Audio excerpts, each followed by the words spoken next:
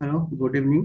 मेरा नाम है नीतीश कुमार और आज मैं आप लोग के सामने आप लोग के लिए सॉइल साइंस से रिलेटेड लेक्चर लाया हूँ। और आज ये फर्स्ट लेक्चर है सॉइल साइंस का, जिसमें मैं सॉइल से रिलेटेड बेसिक चीज़ें बातें बताऊंगा।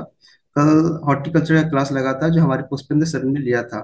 तो अगर आपको समझ में आ रहा है तो आप हमारे चैनल को सब्सक्राइब कीजिएगा, लाइक कीजिएगा और अपने दोस्तों के साथ शेयर कीजिएगा। तो हम अपना आज सॉइल का टॉपिक स्टार्ट करते हैं। तो बात करते हैं सॉइल की। तो सॉइल होता क्या है? तो मिट्टी का जो आपस में अपना जो देखने का जो नजरिया है, सबका अपना अलग अलग होता है। जैसे कि आप हो, आप मान लीजिए कोई लड़का हो, ठीक है। तो आप किसी के बेटे हो गए, किसी के भाई हो गए, किसी के भतीजे हो गए। आप तो एक लड़का हो, लेकिन सबका अपना अपना देखने का नजरिया है। किसी के लिए भाई हो, किसी के लिए भतीजे हो। उसी तरह से सॉइल भी है। तो सॉइल, जैसे एज एन एग्रीकल्चरिस्ट की बात करें, एज एक किसान की बात करें, तो सॉइल को उसे अपने नजर से देखता है। उसको सॉइल फर्टाइल चाहिए उसको, क्योंकि खेती करना होता है। लेकिन कोई इंजीनियर अगर सॉइल को देखेगा तो वहाँ देखेगा कि मिट्टी सख्त है या नहीं है, मिट्टी ज्यादा नरम तो नहीं है, उससे बिल्डिंग बन सकता है या नहीं बन सकता है, पुल बन सकता है या नहीं बन सकता है। इसी तरह से सबका अपना अपना नजरिया होता है। लेकिन एक सॉइल का एक प्रॉपर डिफिनेशन भी है, जिसे बकमैन और ब्रैडी 1969 में दिए थे।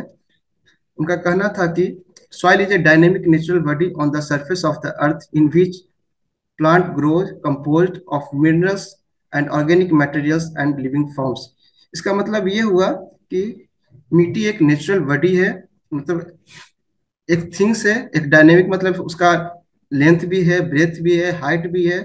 और अर्थ का ऊपरी हिस्सा है, इस पे हम क्या करते हैं, प्लांट को ग्रो करते हैं। और वो किसी का कंपोज हुआ रहता है, किसी का बना हुआ रहता है। वो मिनरल्स का बना हुआ रहता है, ऑर्गेनिक मटेरियल का बना हुआ रहता है। उसमें कुछ माइक्रो ऑर्गेनिज्म भी रहते हैं, ये लिविंग फॉर्म्स भी उसमें प्रेजेंट रहते हैं। और सॉइल साइंस के फादर की हम बात करें तो वीवी डॉकोचेव है। मिट्टी जो होती है वो बनती है, उसको 800 से 1000 साल लगता है 1 सेंटीमीटर टू 1 इंच मिट्टी बनने में। ये बहुत लंबा प्रोसेस है। ये रॉक से बनता है, रॉक से ब्रेक डाउन होने वो सब बाकी चीजें हम बाद में डिस्कस करेंगे।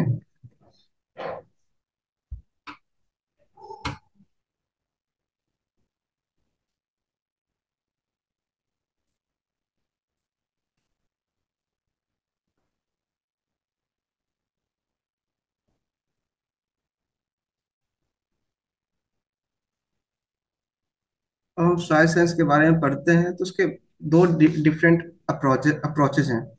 पहला जो है अप्रोच है वो पीडियोलॉजिकल और दूसरा है एडोफोलॉजिकल। तो अगर हम पीडियोलॉजिकल की बात करें तो उसमें हम क्या पढ़ते हैं, उसमें हम पढ़ते हैं सॉइल के क्लासिफिकेशन को। सॉइल कहाँ से ओरिजिन हुआ है, मीन्स सॉइल कहाँ से बना है।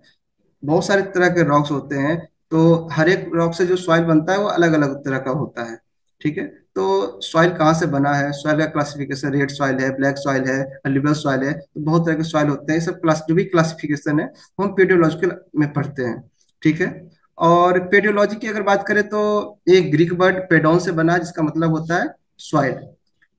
नेक्स्ट जो है हमारा इडोफोलॉजिकल अप्रोच। इडोफोलॉजिकल अप्रोच मीन्स होता है कि ये भी हमारा ग्रीक वर्ड से ही है, जिसका मतलब सॉइल होता है। लेकिन दोनों में अंतर है। अंतर तो मैंने आपको पीडियोलॉजिकल बताया ही क्या होता है। अब इडोफोलॉजिकल का बताता हूँ। इडोफोलॉजिकल में क्या होता है कि वैसे चीजों को हम डिस्कस करते हैं, वैसे चीजों के बारे में हम रिसर्च करते हैं, या वैसे चीज के बारे में स्टडी करते हैं जो कि प्लांट से रिलेटेड हो। प्लांट उस पर कैसे ग्रो करेगा, कौन कौन सा फैक्टर है सॉइल का जो प्लांट के ग्रोथ पे डिपेंड करेगा, ठीक है। उसमें हम क्लासिफिकेशन की बात कर रहे थे, उसमें हम ओरिजिन की बात कर रहे थे पेडियोलॉजी में। लेकिन एडोफोलॉजी में हम प्लांट की बात करेंगे कि प्लांट कैसे ग्रोथ करेगा, कौन कौन फैक्टर के कारण प्लांट ग्रोथ करेगा, या ग्रोथ उसका रिटार्ड होगा या एक्सेलरेट होगा। ये सब सारे सारे चीजें हम एडोफोलॉजी में डिस्कस करेंगे। तो यहाँ पे लिखा हुआ भी है कि edaphology is the study of soil from the stand point of higher plants. Edaphology consider the various properties of soils in relation to plant production. तो जैसे कि प्लांट प्रोडक्शन में क्या क्या जो जो प्रॉपर्टी सॉइल का डिपेंड कर रहा है, ठीक है। जैसे कि सॉइल में न्यूट्रिएंट पाया जाता है, उसी न्यूट्रिएंट से प्लांट ग्रोथ करता है, ठीक है। तो एक दो वर्ड और होता है जो मैं आपको बता देता हूँ। एक सॉइल होता है, एक लैंड होता है, ठीक है।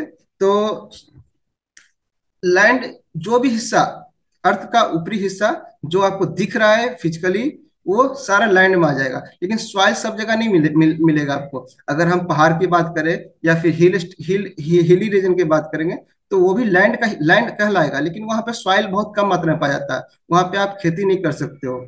जहाँ कहीं कहीं उसको न्यूट्रिएंट मिल जाता है, कहीं सॉइल का कुछ हिस्सा मिलता है, तो आप पेड़, आप वेजिटेटिव पार्ट्स दिखने को मिलेंगे, लेकिन वहां पे आप खेती नहीं कर सकते, क्योंकि एक प्रॉपर वे में वहां पे आपको सॉइल नहीं मिलेगा जहाँ पे आप कल्टीवेशन कर सकते हो। तो वही सब चीजें एडोफोलॉजी में पढ़ते हैं कि सॉइल सही उसके उसके जो प्रॉपर्टीज है, फिजियोकेमिकल प्रॉपर्टीज है, वो सारे कुछ उसमें कि है या नहीं है। अगर नहीं है तो फिर उसको कैसे हम इम्प्रूव कर सकते हैं जिससे प्लांट अच्छे वे में ग्रोथ कर सके।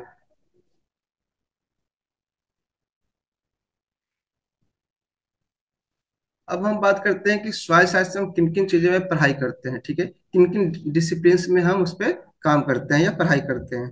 तो फर्स्ट जो यहाँ पे आपको दिख रहा है, सॉइल फर्टिलिटी। सॉइल फर्टिलिटी क्या है? तो nutrient supplying properties of soil, मतलब सॉइल का ऐसा प्रॉपर्टीज जो प्लांट्स को न्यूट्रिएंट प्रोवाइड करता है, वे प्रॉपर अमाउंट में और प्रॉपर फॉर्म्स में। ठीक है, जिस जिस फॉर्म्स में हमें न्यूट्रिएंट चाहिए होता है, उस फॉर्म्स में सॉइल में न्यूट्रिएंट अवेलेबल है या नहीं है, ये सब सारी चीज सॉइल फर्टिलिटी के अंदर आते हैं। नेक्स्ट होता है सॉइल केमिस्ट्री।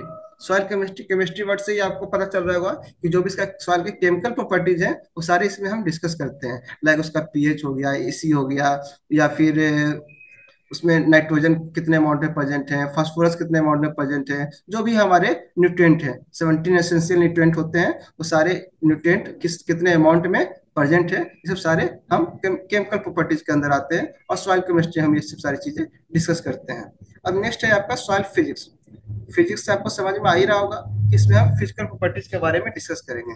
लाइक उसका सॉइल का जो भी फिजिकल प्रॉपर्टीज है, लाइक उसका डेंसिटी हो गया, दो दो तरह का डेंसिटी होता है, bulk density and particle density, या फिर उसका वाटर होल्डिंग कैपेसिटी हो गया। बहुत सारे प्रॉपर्टीज हैं, फिजिकल भी और केमिकल भी। सब जो फिजिकल प्रॉपर्टीज होगा वो सॉइल फिजिक्स में डिस्कस होंगे, और जो केमिकल प्रॉपर्टीज है वो सॉइल केमिस्ट्री में डिस्कस होगा। नेक्स्ट है आपका सॉइल माइक्रोबायोलॉजी।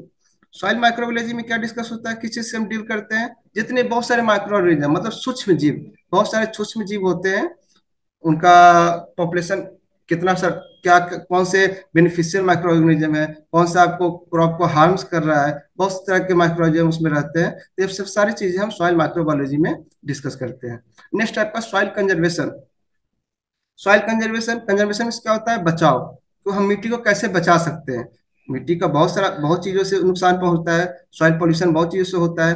पहला आपका इरोजन से होता है। इरोजन से क्या होता है? ऊपरी ऊपरी हिस्सा पानी या हवा के बहाव से चला जाता है, बह जाता है, जिसके कारण उसका न्यूट्रिएंट कम जाता है।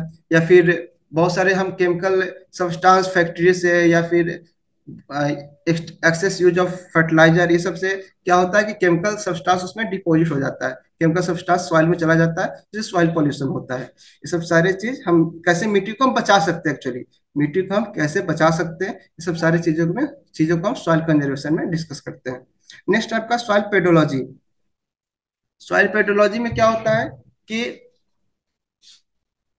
सॉइल कहाँ से बना है, सॉइल सॉइल उसका सॉइल सर्वे और सॉइल क्लासिफिकेशन। उसका हम सर्वे करते हैं कि कौन कौन से सॉइल जो है वो क्रॉप क्रॉप उगाने के लिए सही है, कौन सा फॉरेस्ट उगाने के लिए सही है, कौन सा ग्रेजिंग करने के लिए सही है। ये सब सारी चीजें हम सर्वे करते हैं और उसको क्लासिफाइड करते हैं। ठीक है, ये सब सारी चीजें हम सॉइल पेडोलॉजी में, यहाँ पे एक नहीं लिखा हुआ है, ये मैं आपको लिख देता हूँ, उसको बोलते हैं सॉइल टैक्सोनॉमी।